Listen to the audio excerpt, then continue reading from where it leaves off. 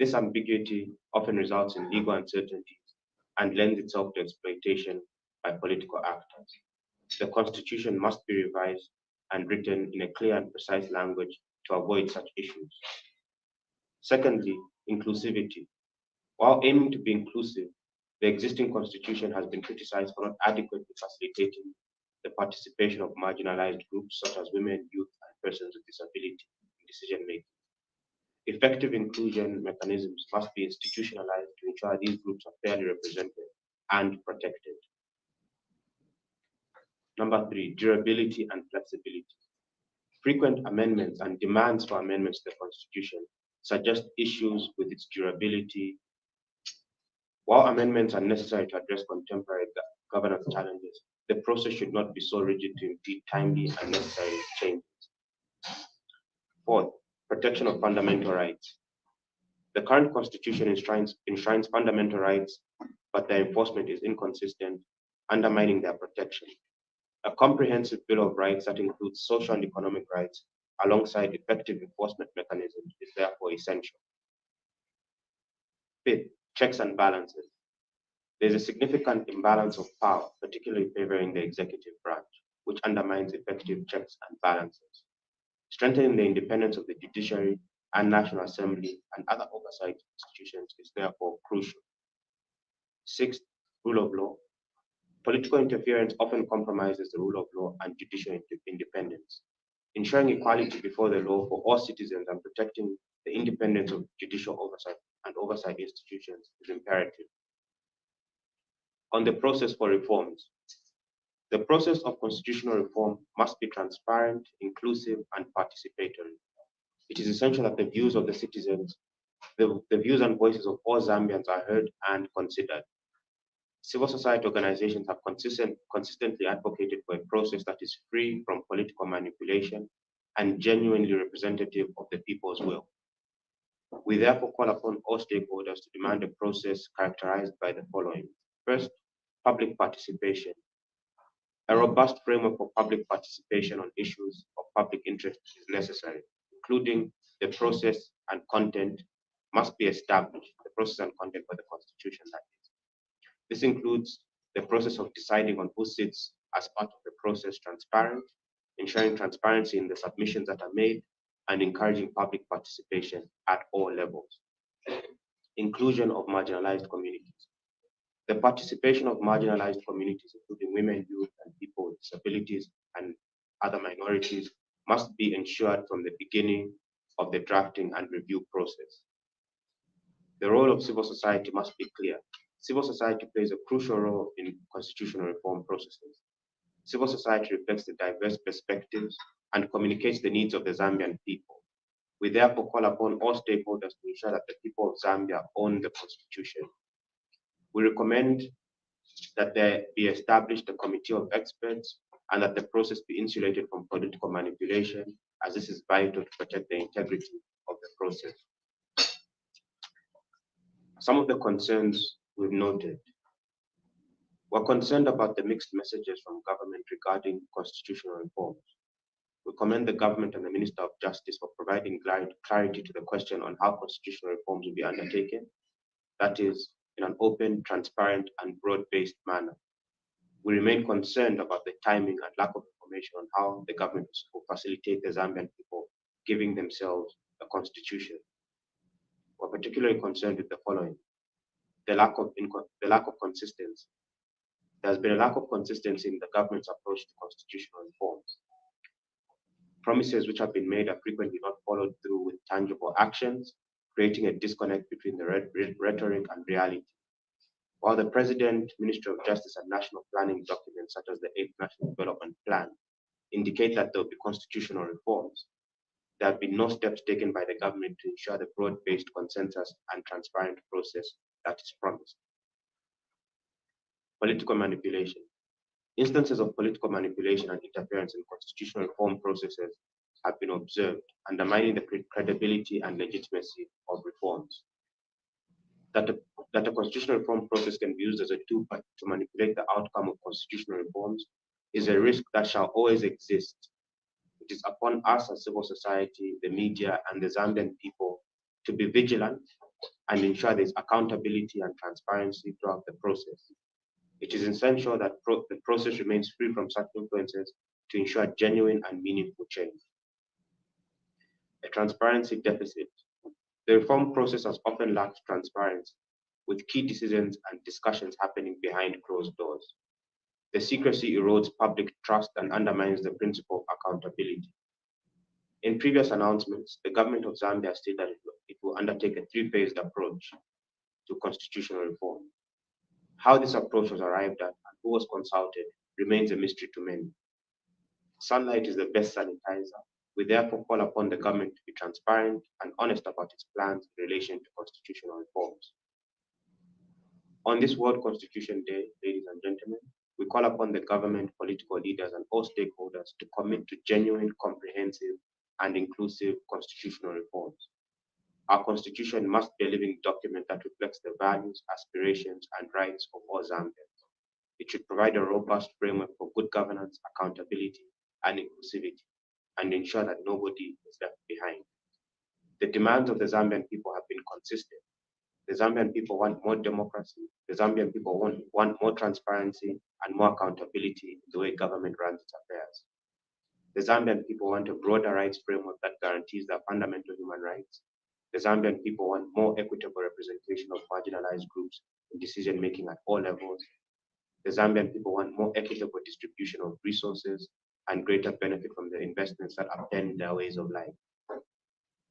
The Zambian people want a constitution that meets their aspirations and demands, and not the narrow and self-serving aspirations of a few people.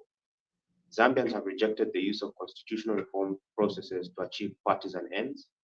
The Zambian people will reject any attempts to amend the constitution in a manner that offers less than the aspirations they have continuously repeated. The Zambian people do not want to change the constitution for change's sake. The Zambian people want a constitution that will stand the test of time and ensure that Zambia becomes a prosperous nation. The Zambian people will therefore reject any constitution that only serves Chapter 1 Foundation or any single organization or individual. We urge the government to be transparent, participatory, and inclusive in the reform process. Let us work together to build a constitutional framework that will stand the test of time and serves as a foundation for a prosperous, democratic, and just Zambia. In his remarks at the swearing in of the Honorable Minister of Justice, His Excellency the President stated that there shall be no constitutional reforms unless the people of Zambia demand it. The President's position is commendable. Constitutions are for the people, and if the government pays close attention, they will hear that beneath the cause for better service delivery, beneath the cause for greater accountability, and beneath the cause for justice is a voice from the Zambian people calling for a fundamental reset of our governance framework. A voice that for the last 60 years has called for genuine constitutional reforms that break from the power structures of old. We call upon you, the media, civil society, to work together, not as actors with no agency or stake in the future of this country, but as Zambians that recognize that a Zambia that works for everyone is a Zambia that works for us as individuals. It is imperative that we unite our efforts in championing constitutional reforms for the betterment of Zambia. The media plays a crucial role in informing and educating the public, ensuring transparency, and holding leaders accountable, while civil society organizations are the voice of the people, advocating for the rights and interests of diverse communities. Together, our collaboration can drive a participatory and inclusive reform process, one that genuinely reflects the will and aspirations of all Zambians. This moment demands for our collective strength and commitment and unwavering resolve to build a robust constitutional framework that upholds justice, equality, and accountability. By working together, we can create a powerful force for change, ensuring that constitutional reforms are comprehensive, transparent, and beneficial to every Zambian. Let us harness our combined influence to push for reforms that our nation so urgently needs, setting a foundation for a prosperous and democratic Zambia. Thank you for coming to this engagement and for your attention. I'll end by quoting an excerpt from our national anthem, Bless Our Great Nation, Zambia. Thank you.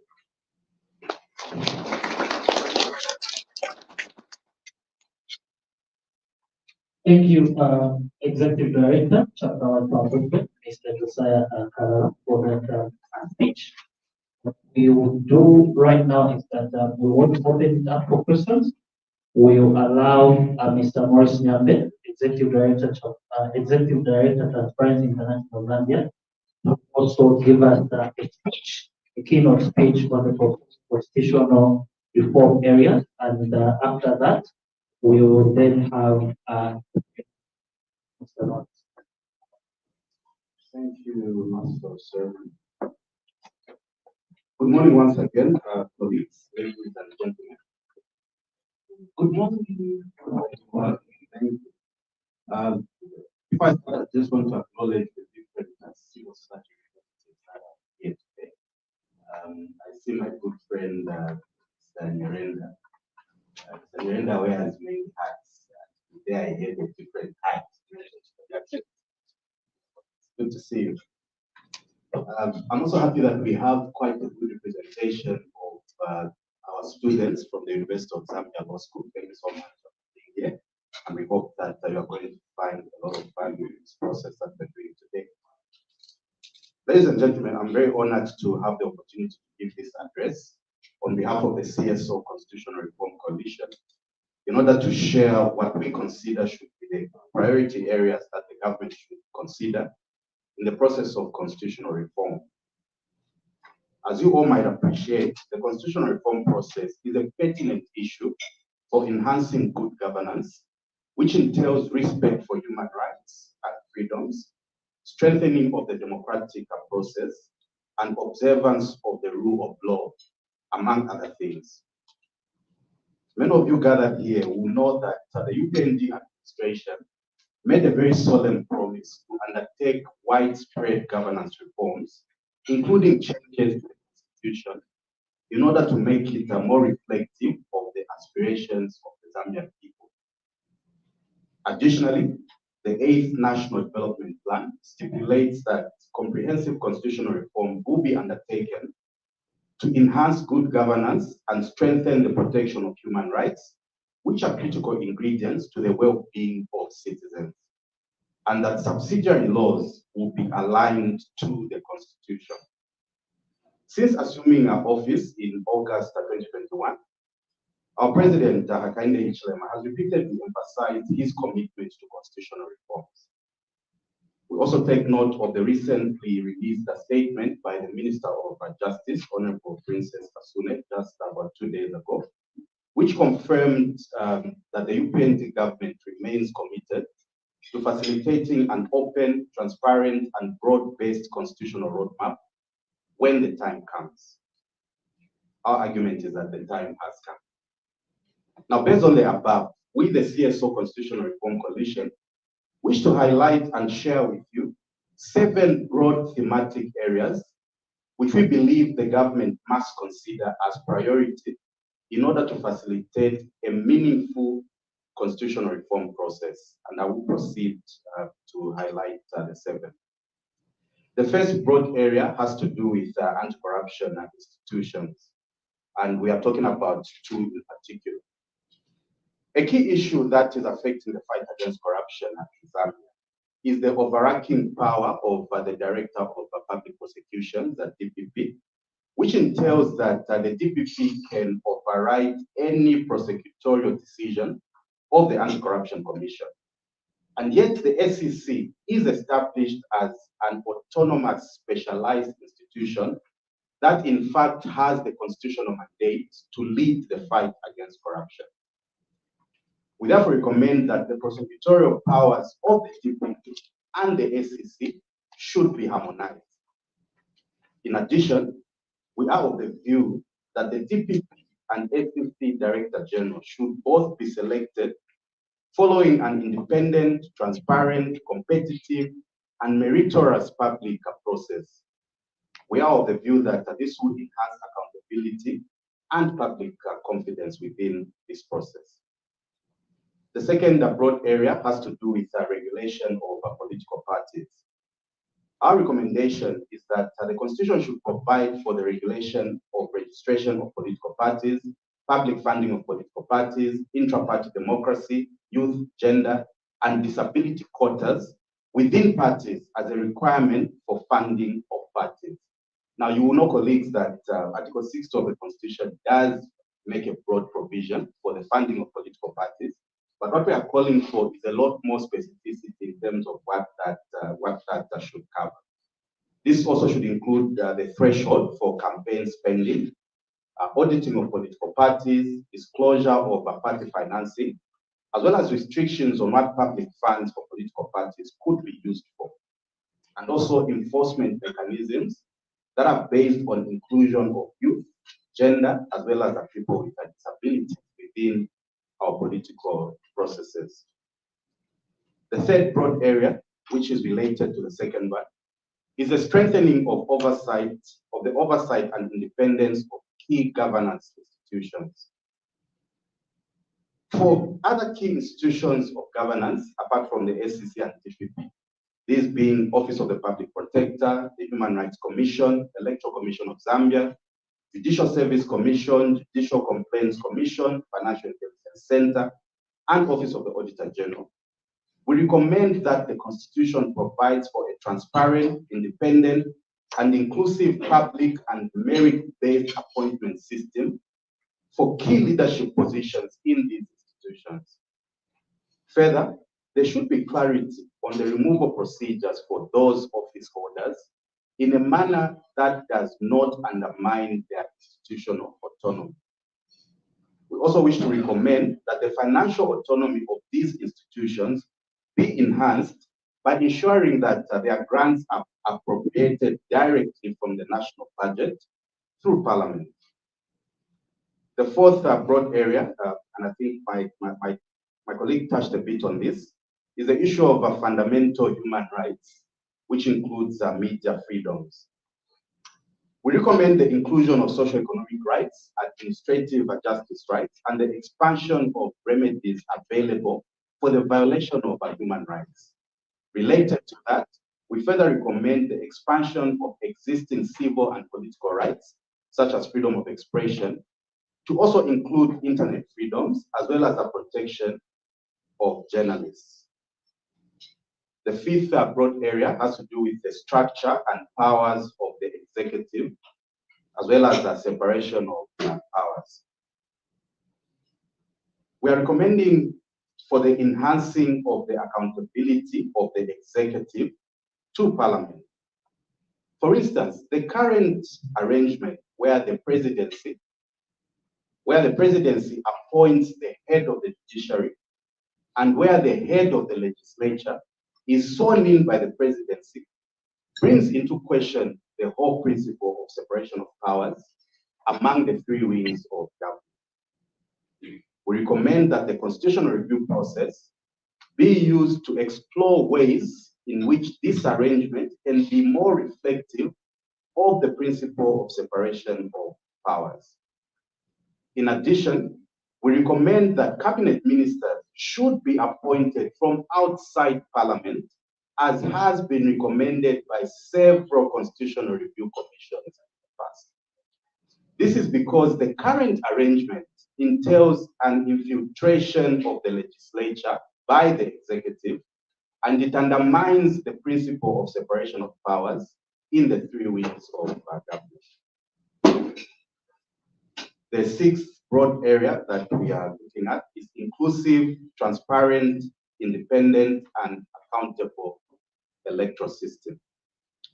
Our recommendation is that the appointment of commissioners at the Electoral Commission of Zambia, as well as the Chief Electoral Officer, be based on an independent, public, inclusive, and merit-based process.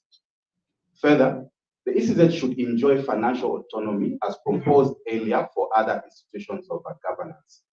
We further recommend that the removal process for commissioners at the ECZ be made more stringent and perhaps even similar to that of removal of judges. The importance of doing this is that it will insulate the ECZ against arbitrary interference in their mandate, especially since the president who appoints and swears in the commissioners is also a very interested party in the electoral process. We believe that addressing these key issues related to the ECZ will ensure a more inclusive electoral system that takes into account the collective and broader interests of the people of Zambia, as opposed to narrow political interests of individual political parties. Furthermore, our take is that the elections should not be cancelled when a candidate simply resigns or withdraws from the race. Members of parliament who cause a by-election by crossing to another party should be ineligible to stand in the resultant by-election. Furthermore, we recommend that an inclusive electoral system to foster the participation of women, youths, and persons with disabilities, and based on quotas on the number of parliamentary seats, should also be based on the delimitation of constituencies that is carried out periodically based on equal representation of the people. The last broad area that we are looking at is the issue of land. We recommend reforms around the protection of customary land, as well as its inhabitants from mass land grabs that we have seen in the past. We also recommend for the introduction of the concept of sustainability and intergenerational equity in the utilization of land and other natural resources.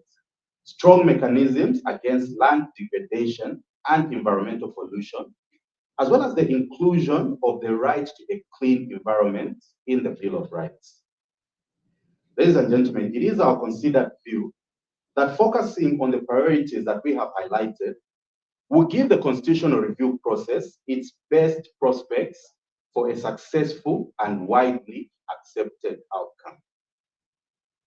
As I conclude, I wish to reiterate that the process of constitutional review is an important and sacred one, and must therefore be devoid of any narrow political interests.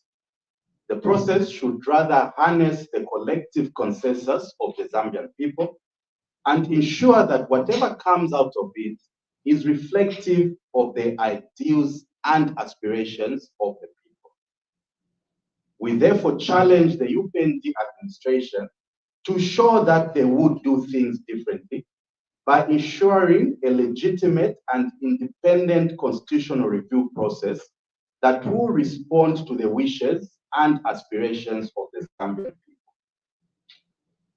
As the CSO coalition on this subject, we stand ready to support the government in this endeavor through our work, such as raising awareness of the reforms once they begin, and producing civic education materials on the form and manner of the said reforms. We therefore urge all stakeholders to work collaboratively towards a reformed and strengthened constitutional framework for the good of our beloved country. With that, I thank you for your attention, and may God bless Zambia. Thank you.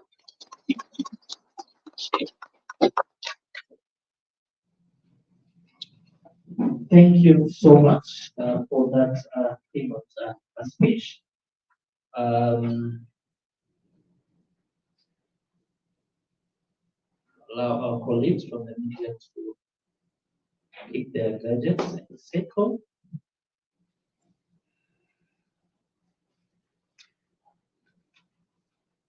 We'll now move to question and answer session.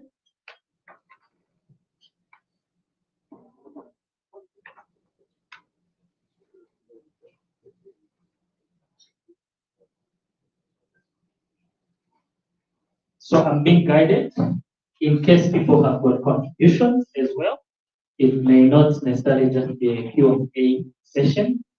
I see that we have got a number of civil society organizations that are represented here and also participated. They have been participating in some of the activities for the coalition. I can see apart from the two executive directors in front here, I see two executive directors present plus one acting. So we are very much represented, and also other colleagues from other civil society organizations and universities around here as well. Okay. Thank you. My question goes to Canada. What's the theme for World Constitutional Day? And my second question is as well. Is it possible for the Anti-Corruption Commission to away from the office of the president? Okay, thank you so much. So we'll take maybe 5 questions and then we'll allow them to respond. So 2 questions so far. 3.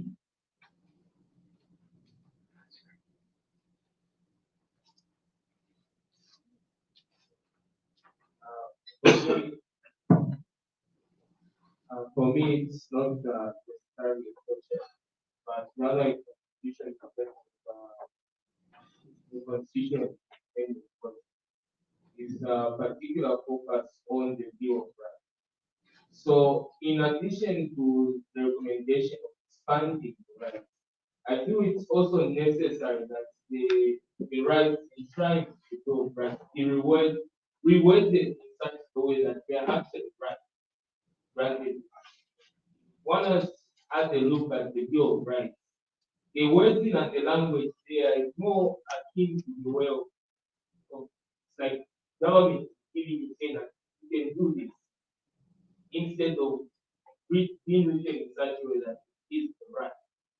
And in addition to what has been already said, I feel it's necessary that content in the Bill of Rights also emergency powers, which include declaration of the state of emergency and the threatened state. And my proposal and my suggestion is that those clauses be removed from the Bill of Rights and be placed in a different section. Because looking at how the nature of the state of emergency and how human rights are free in that time, it's necessary that those be put in a different place. See also the fact that the Bill of Rights is hard to amend. That's my submission. Okay, thank you so much for that comment. And see Mr. Guest there.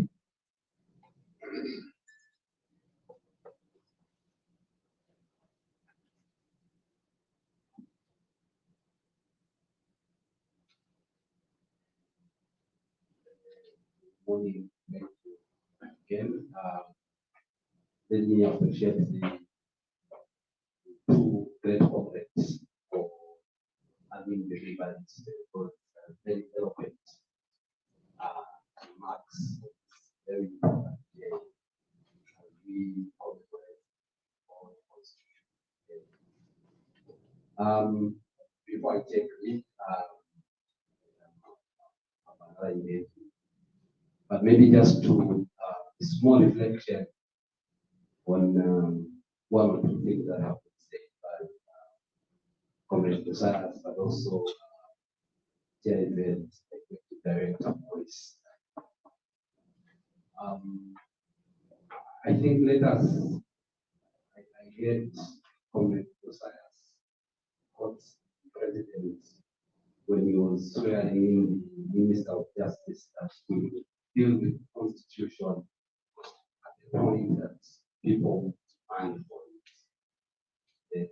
But in a rather slightly contrary view, I heard already Nyambe said the time is now. And I want to say that the President and the UPND General must not bury their heads in the sand, because the fact is they have demanded constitutional reforms ever since they were in the opposition. They were in the opposition for about 20 years. They demanded constitutional reforms and they made sure that they indicated to the powers that with them that people needed better reforms. And today, we cannot begin to say that at the time people would demand. People have been demanding for the last 20 years. So for me, I think our ball game should be that the time is now. Actually, the time is yesterday. The time is when they were. We needed better constitution for this country. And the moment we begin to massage their statements, they like it. And they think now, okay, now we have gotten civil society on our side, and it's okay, we can wait until which people are supposed to demand, by the way.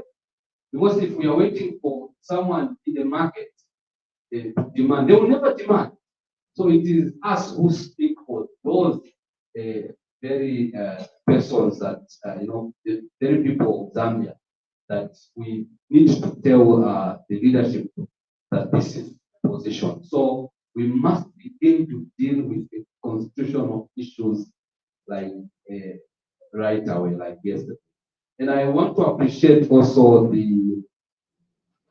the 7 broad themes or thematic areas that have brought out. I think they are quite comprehensive, and they speak to the issues that we really need to see in our reform. Except maybe to say that there are certain things that we need to pay attention as civil society, that they continue to come out. They've come out in the past, but we may seem to be losing them if we don't bring them way forward. For example, I like the issue of appointment of cabinet ministers from outside Parliament.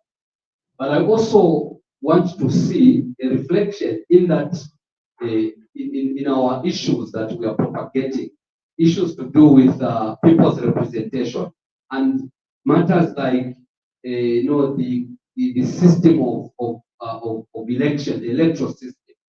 We need to forgo the first past the post now and get into a mixed member proportional representation. So if I know that in explaining, they came out, because we talked about women, we talked about youth, inclusivity, and so on and so forth. But I think we need also to bring aspects of the system, like mixed member representation, so that we know what we are talking about the system on that trajectory. I beg to, for now, thank you so much. Thank you so much. Those are all. It's the fifth hand. Okay, so let's start from there. And you form the next category. Thank you very much, once. First of all, my main point is, first of all, thank TIZ, Chapter 1 Foundation, for involving the students and the Law Association in particular, the main stakeholders. My comment is really on the independence of the executive and the legislature. And I like the point that you raised. We should be able to appoint ministers away from Parliament. I think for so long we have this issue where somebody can be an MP but are not competent enough to be minister. So justice, to feel the justice can now not be somebody who knows anything about the law. Not that it is bad, but should be able to get from a crop of individuals that have an idea of the law.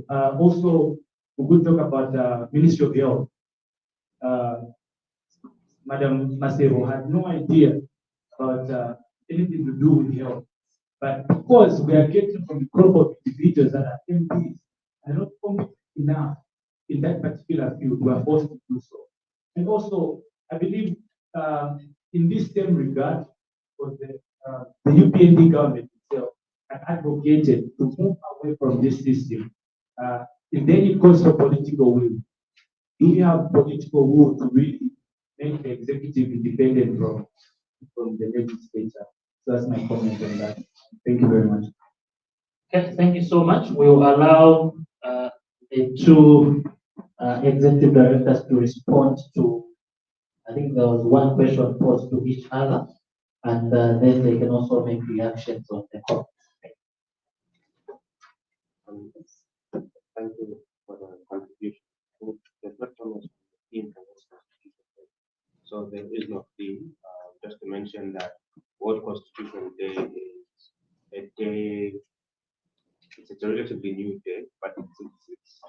celebrate the written constitution and all its forms. So there's no theme for the celebration for the constitution day. Then just a reaction to what. Okay, there's no theme for World Constitution Day. It's just a relatively new day where we celebrate the written constitution or its forms. So there's no theme. Then on the point that my brother Mr. Nyarenda raised about the president's remark, I think he's absolutely right. The time is now. And maybe just to contextualize what I when I say the time is now. Before you undertake comprehensive constitutional reforms, that is the drafting, there are certain processes that have to take place before that.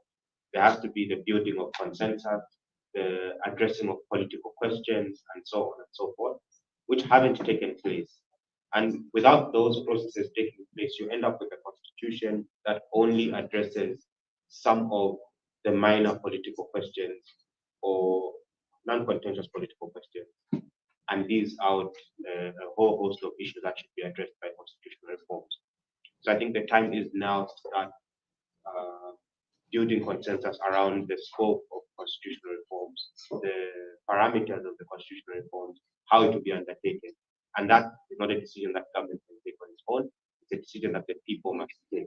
So the only way the people can take this decision is by engaging on the topic now. Then maybe just to comment on the competence and independence of the National Assembly and the executive. I think to reiterate what Sanyambe mentioned, yes, we need a proper system of checks and balances. I am hesitant to comment on the competence of individuals because sometimes you find some very good non-lawyers can make good ministers of justice and so on. So I think in the end, what is important is that you have an institutional framework that is able to deliver the aspirations of the Zambian people. And even if you have the most educated person sitting at the head of a non-functional institution, you won't be able to achieve much. So I think we must look at it from the system's perspective and how we can improve the institutions of governance. And that's critical and a critical component of constitutional reform, our constitutional reform advocate. Thank you. I think there was a question about whether it's possible for the SEC to operate independently away from the office of the president. Well, our take is that in theory it is possible, but I think for us to move from theory to practice in terms of actually bringing it to reality, I think there are a number of things that are probably to happen. And the truth of the matter is that the current operation and even maybe institutional arrangement under which the SEC is operating, I think makes it very difficult for them to operate with that level of independence. And some of the things that we have has to do with, for example, financial independence. Because I mean, the easiest way really to make any entity ineffective, an entity that depends on the executive for their funding, it's just to close the tap and then you ensure that they're not effective in their work. But also the aspect of prosecution that we mentioned about how there is this disconnect between the DPP's chambers and the SEC. So the SEC is the one that is supposed to deal with corruption, and yet when it comes to prosecution of corruption, they don't really have that independence to be able to do that. But another issue also has to do with the enabling act actually that brings the SEC into operation, which is the Anti-Corruption Act, and the fact that that law really requires amendment because there are a number of things which make it very difficult for the SEC to fight corruption effectively. For example, right now under the law, the anti-corruption law, it is not possible to charge, for example, a cabinet minister for corruption under that law because the definition of public officer that is in the law does not include the ministers. So ministers are not public officers as far as they have this content. So it's things like that need to be addressed. But I also wanted to just maybe take the opportunity to clarify something that I've heard I've heard this issue being raised in a number of places, including by you colleagues from the media. I think all of you have heard about this issue of saying the SEC has now been put under office of the president when the UPND came into power. Now, let me clarify from the onset that I'm not speaking to defend the UPND, but what I want to do is that I want to create, I want to bring a reality to this, because I think if we are having a discourse like that, we need to look at the full context of it. Now, the issue of the SEC being under the office of the president did not happen with the UPND coming to power, okay? And I think you colleagues in the media need to, it's not a criticism, but I think you need to become better at fact-checking some of these issues. Because if you go to Government Gazette Notice number 836 of 2016, this is dated the 18th November 2016. This is the notice that actually put the SEC under the office of the president. And it was for administrative and convenience purposes. That is what they say. But then, 5 years later, in Gazette Notice number 1123, okay, of 2021, this one is dated 24th September 2021. This one continued that arrangement. So I thought it's important that if we're having this discourse, we need to know the full context of things so that even when things are mentioned, you're able to challenge and you're able to actually bring a reality to this. So for me and for us, what we believe is that the mistake that was made was to continue with that arrangement. But it's an arrangement that has been there for quite a long time. And I think it's important that we actually bring this sort of truthfulness to the discourse. Thank you very much. Thank you so much. We move to the next round of questions, comments. I want to ask that this will be the last one, looking at time. So we may take advantage. So I've seen, I think we'll start with the gentleman, to my lady here, and then there's another hand behind. Thank you. Please proceed. Thank you so much. I'm Barnabas from Daily Nation. My question goes to the to Mr. Nande from TIZ.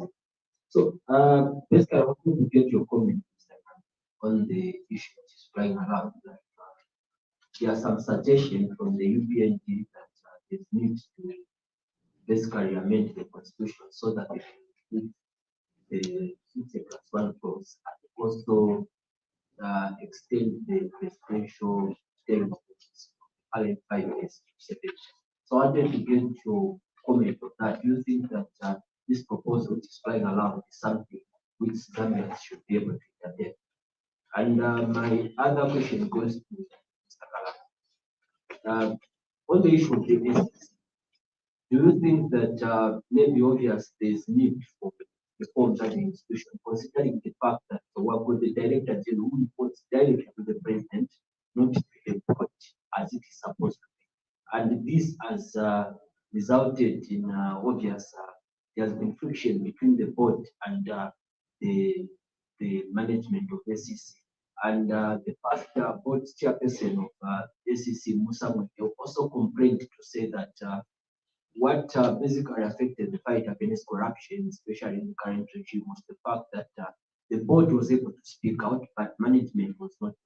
So do you think that obvious there's need on the fact that there has to be harmonization between the Director General being appointed and the Director General basically answering to the board, not answering to the President, as the case is right now? Thank you.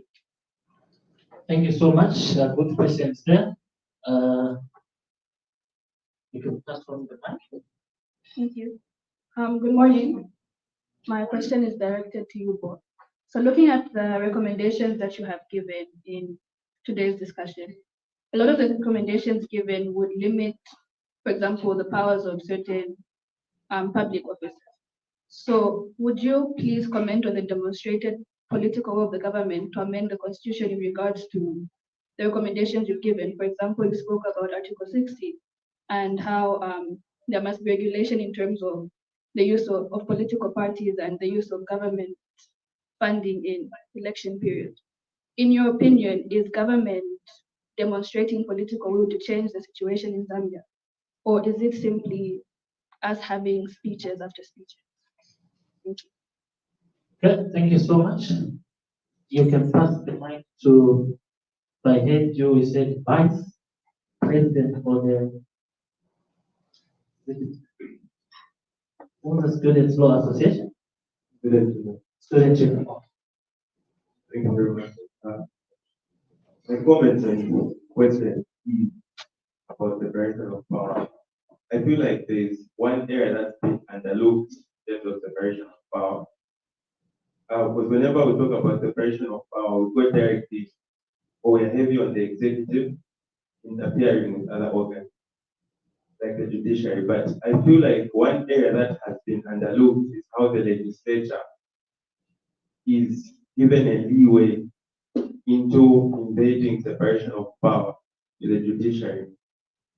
And there is little to not check of that against individual rights that are violated when they do that. For example, in the Forfeiture of Proceeds and Crime Act, an enactment of the legislation, they violated almost every bit of principles of justice. So you can actually be sent to prison for 5 years if someone reasonably suspects that he possessed goods that are proceeds of crime. That's the standard of going to prison. Someone just has to suspect reasoning. So if you look at that kind of interference, it actually goes against the principles of justice, and also it's very difficult to guard individual rights. So like that derogation to liberty, the only way you can guard against it is through appealing the same court system that's guided by the legislature, which has enacted that law. So you should really look at how the legislature has been given so much power, and most of the times, these are people who are in the political sphere, and you see them enact laws that go against their predecessors that are in the opposition. And you find that constitutional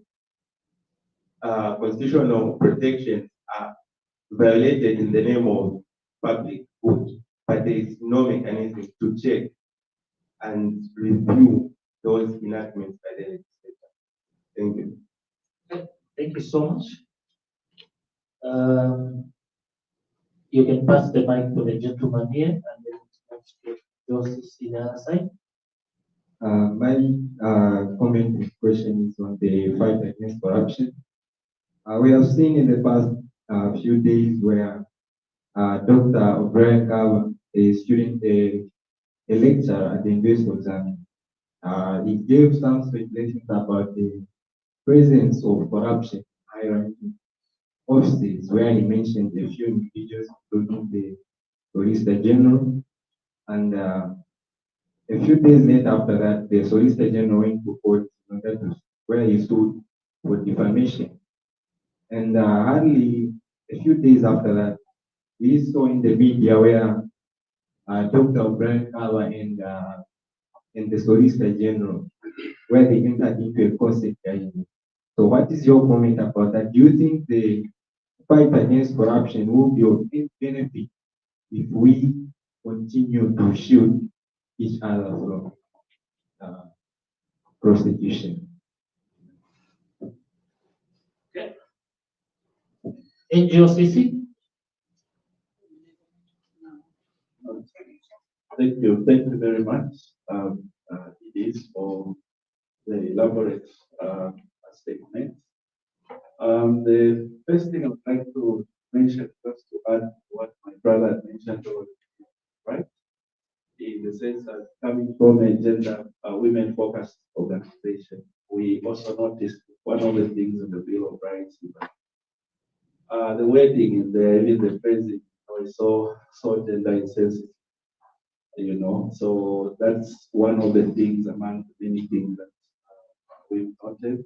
Also appreciating that, the economic, social, cultural rights would really go a long way in uplifting the lives of the marginalized groups. But I also want to make a call. Really pleased that we are talking about the same things as civil society organizations.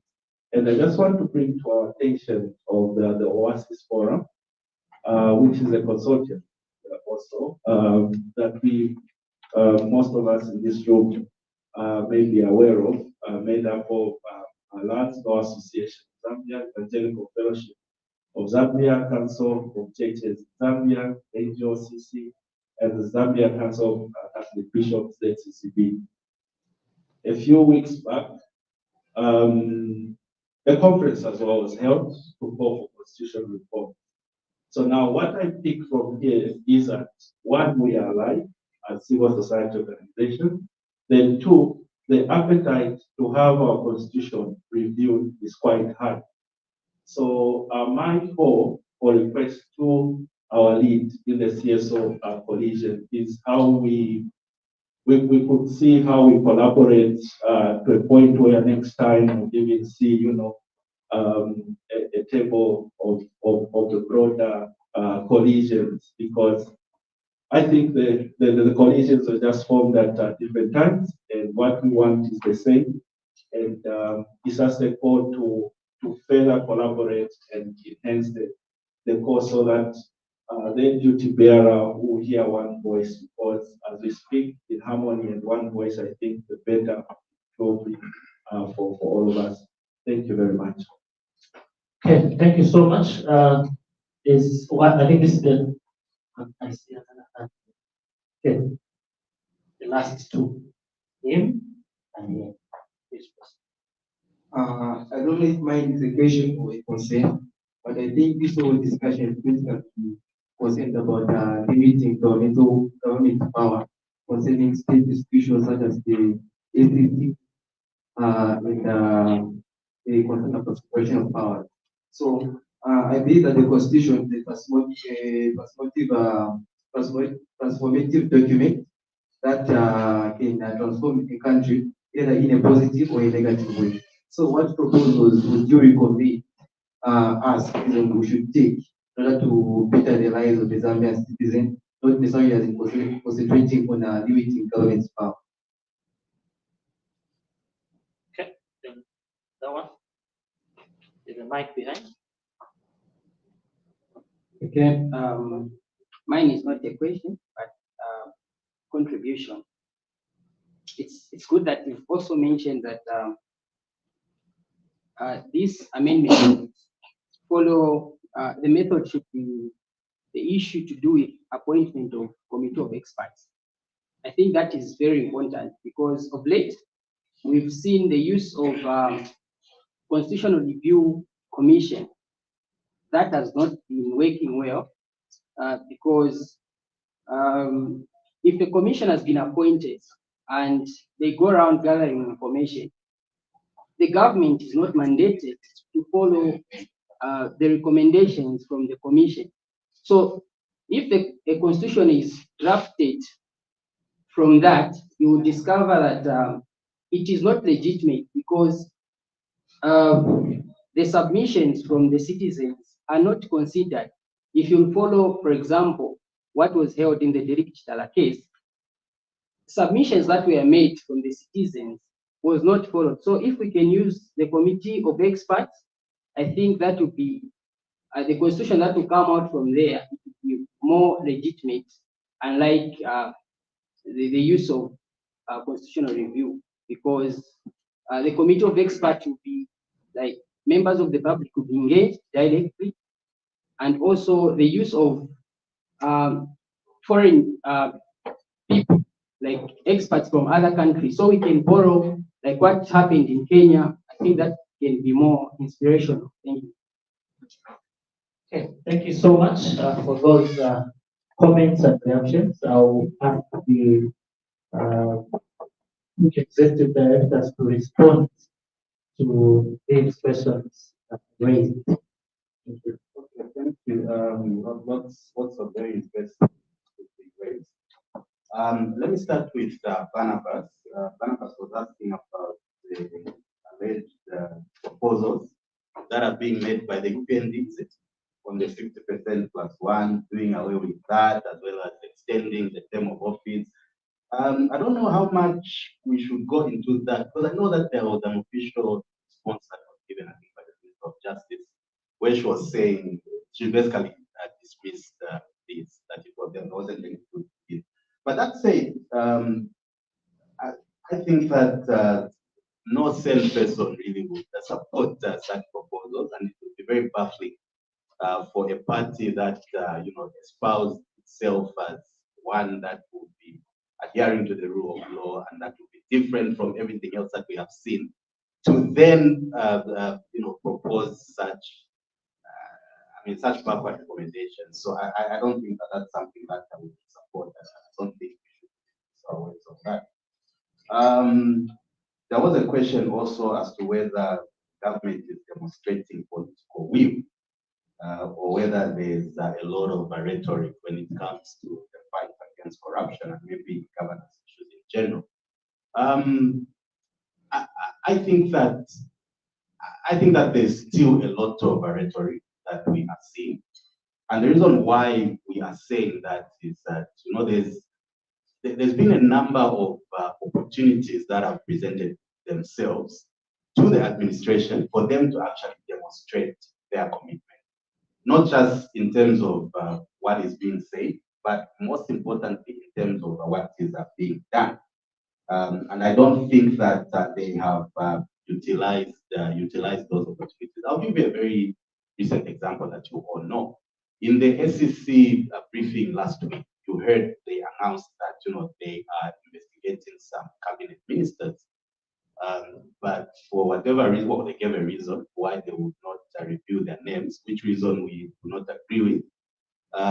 That alone really causes people to have questions as to whether there is genuine commitment to actually fight corruption. Because why is it that for other people that you have investigated in the past, especially those from the previous regime, you've actually announced and you've gone fully to announce even the names, even the mayor of Livingston, for example, it was announced that she's being investigated. The Solicitor General, it was announced. So what is so special about the current safety minister that you want to hide their identity, that they're being investigated? So these are the sort of opportunities that we are saying have not really been taken advantage of.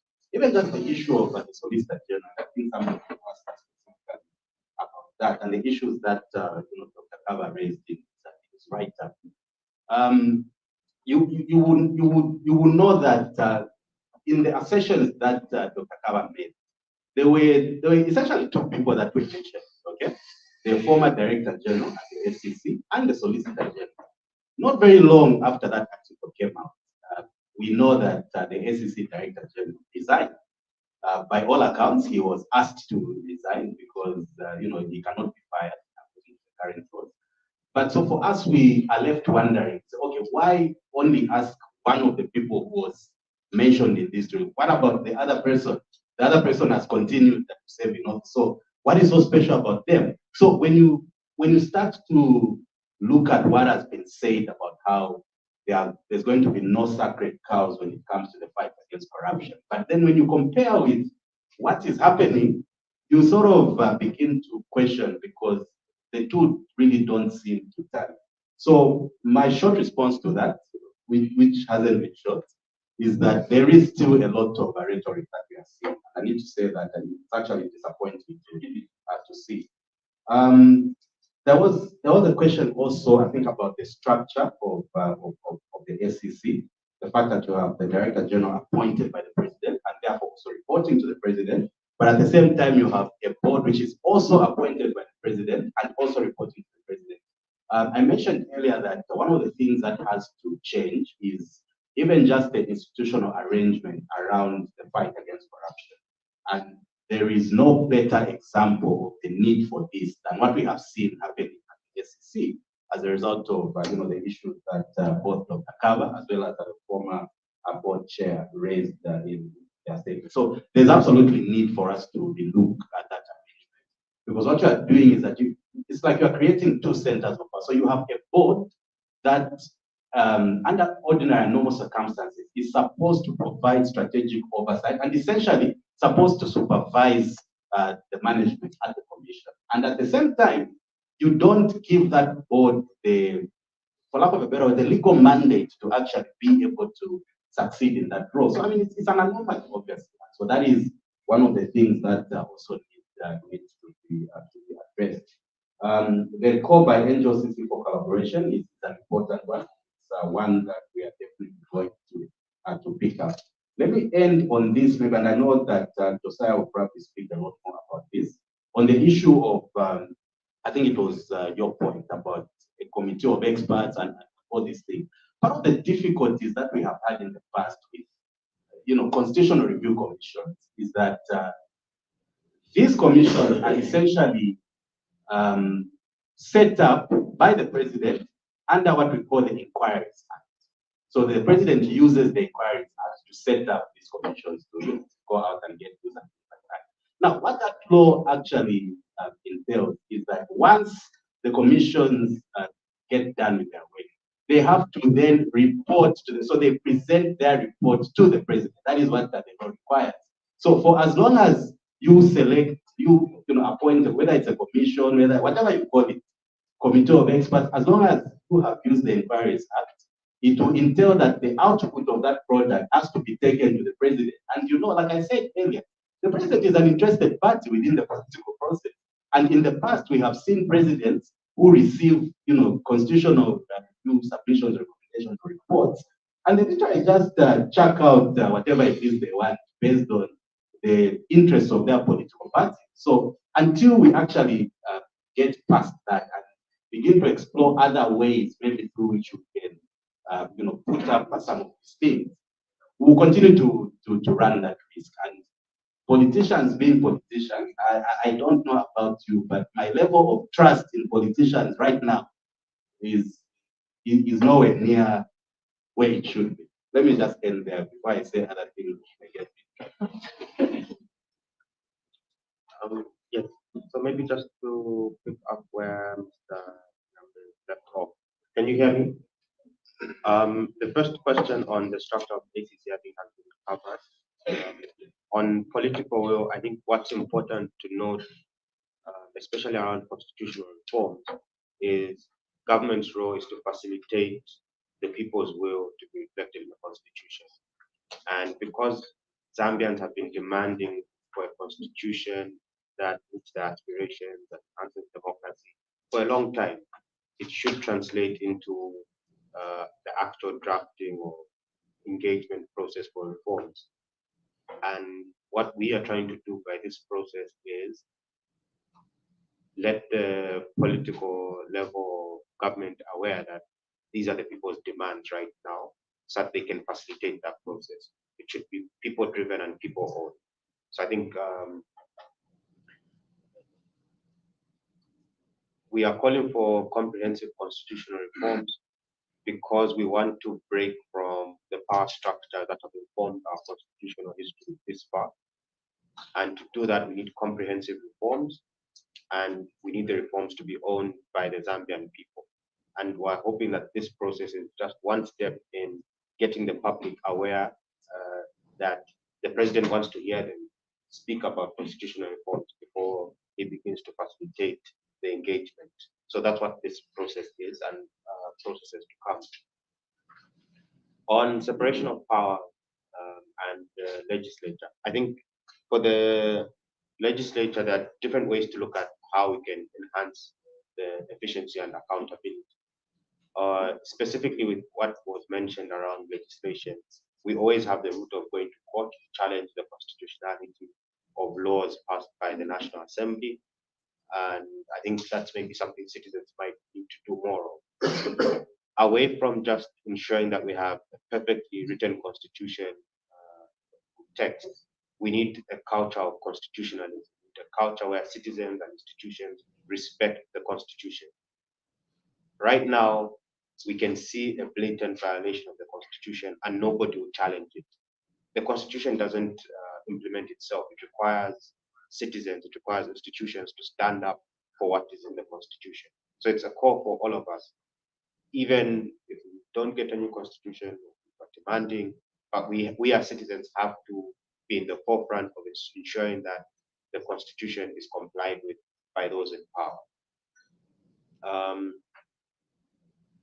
And I agree with Morris's comments on coordination. I think part of the process so far is coordinating how civil society engage on constitutional reforms.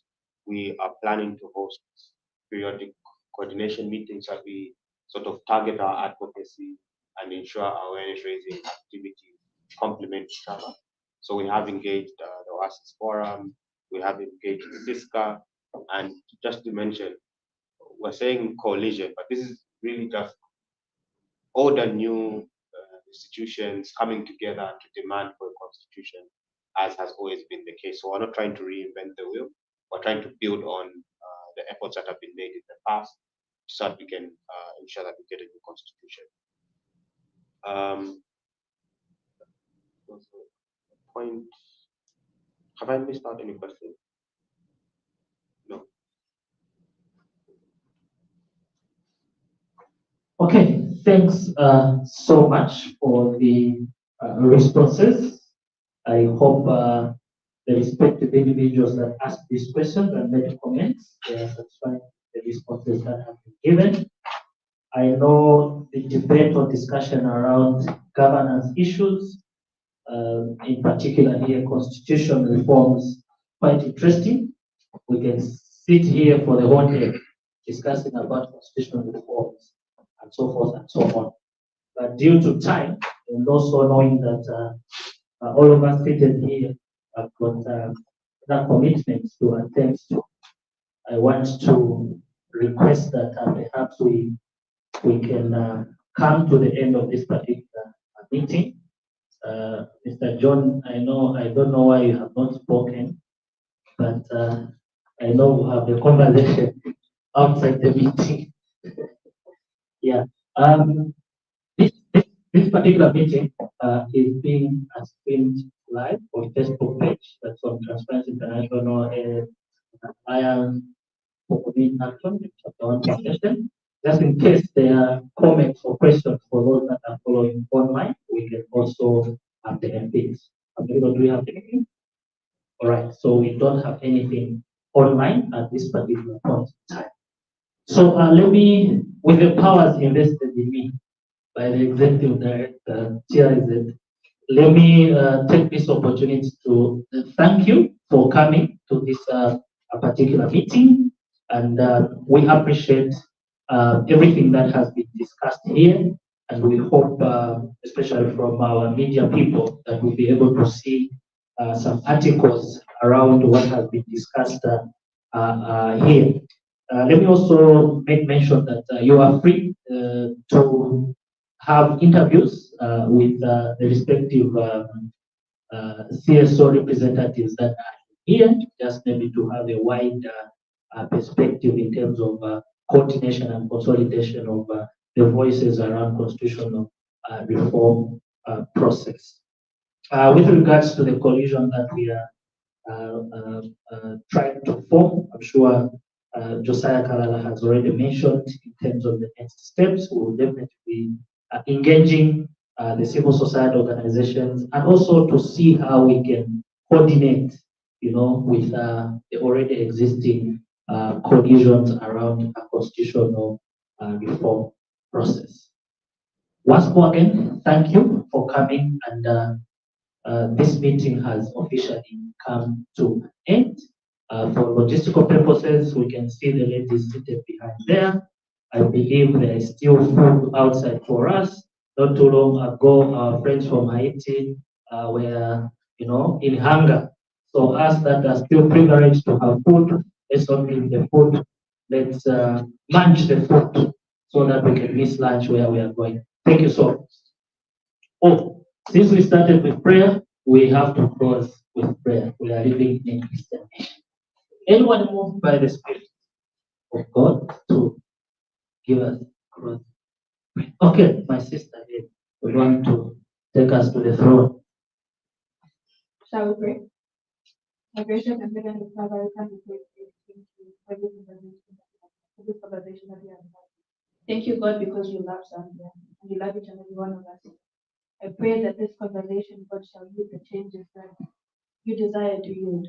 that Almighty God, we shall speak of a better Zambia with a better constitution in the days to come. I thank you for each and every person who spoke, each and every person who gave insight, and each and every person who is just here.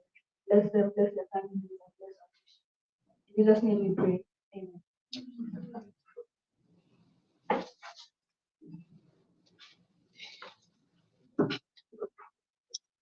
Thank you. So